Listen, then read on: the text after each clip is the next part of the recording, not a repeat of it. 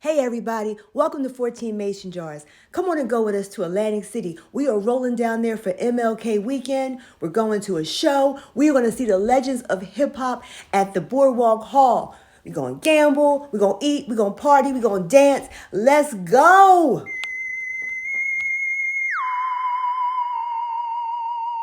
Hey everybody, so we in Atlantic City and we are at the Tropicana and we're outside Willies.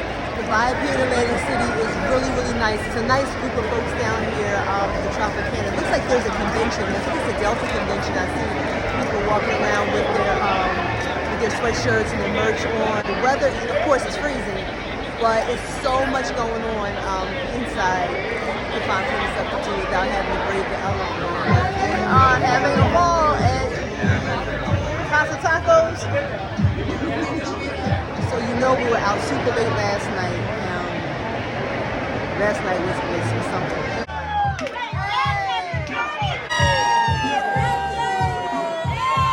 And so we got up early this morning, and I've literally been going since about 7:30 this morning. So it's late. It's about 10 o'clock or so now, and we're going to another bar.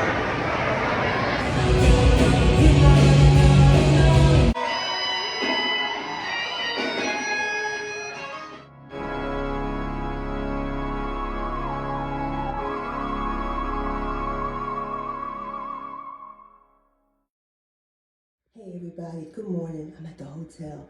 I had the worst nightmare. I had to come and tell you about this. This is crazy.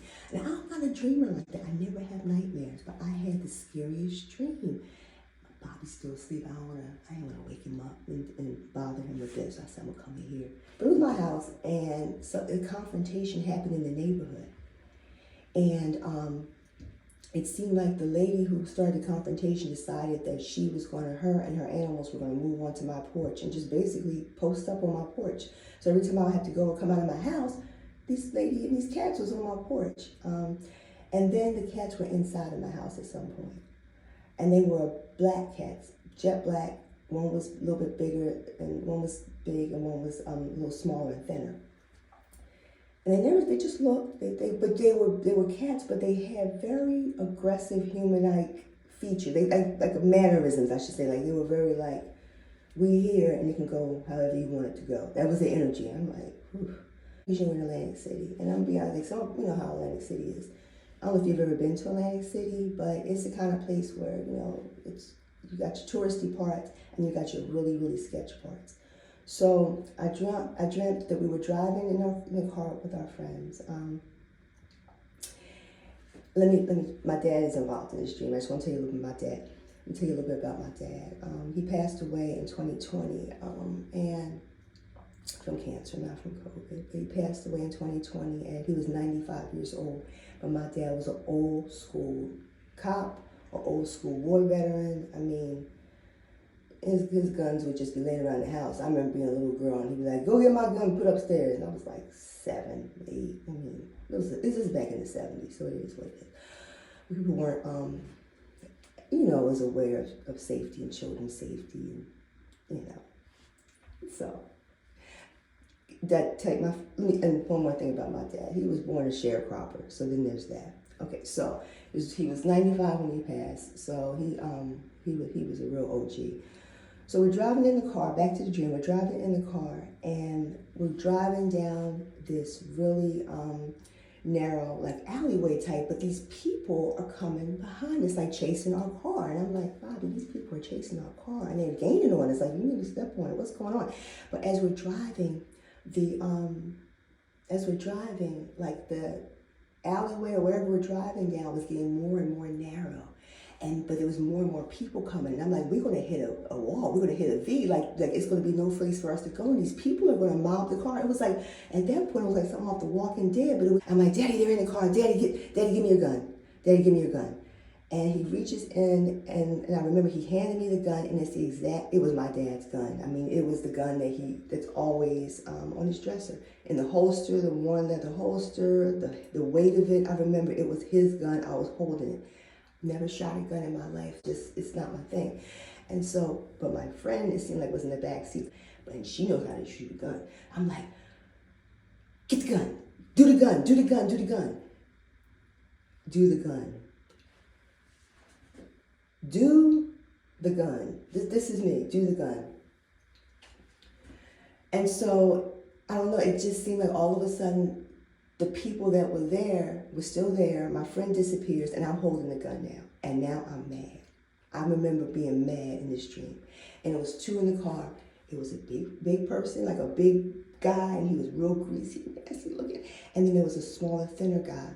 And I'm like, oh my God. And now as I'm saying it, I'm getting chills because it's the same as the cats. It was a big fat one and it was a little thin one. And I took that gun and I commenced to wailing on them in that car. Do you hear me? I wore it out in that car. And I remember the little one was crying. I mean, I saw tears in his eyes in that car. It was like that.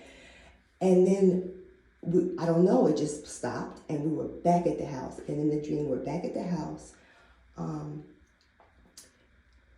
And those cats were not in the house, they were gone. They were gone. And the lady, I'm getting the chills, this lady, that same lady came up to me and said, I'm gonna be going now, you know. I did what I came to do, I'm gonna be going. And I said, you know what? I said, I wish you luck, you know, good luck with everything. And I didn't say I'll see you soon, I said, you know, goodbye. And I rarely tell people goodbye, I said goodbye. And with that, she left and her cats left too. And then I remember in the dream, I went back to the place where the cats were and my dog was just like sleeping peacefully in that spot. And that was it, I woke up. And when I woke up, my heart was pounding. I mean, I actually touched, I said, is that my heart beating like that?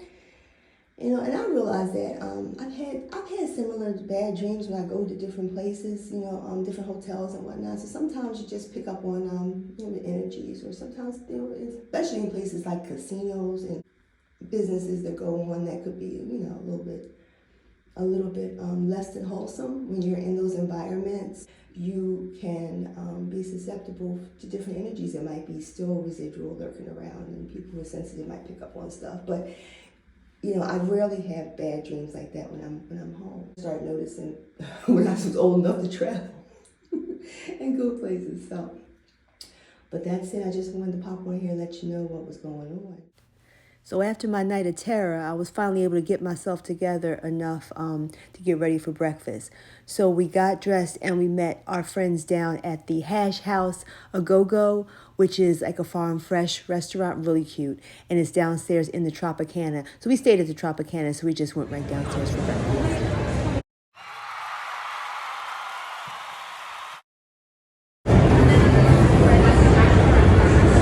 I found my girlfriend. She's in New York at Starbucks.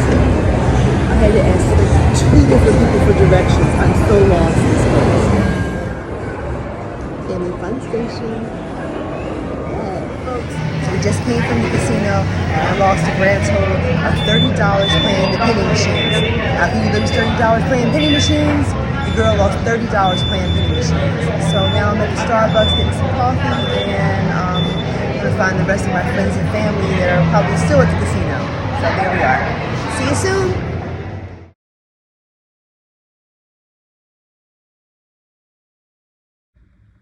Hey everybody, so we're back from the show. It was amazing. Okay, y'all hear Philly. Philly came out.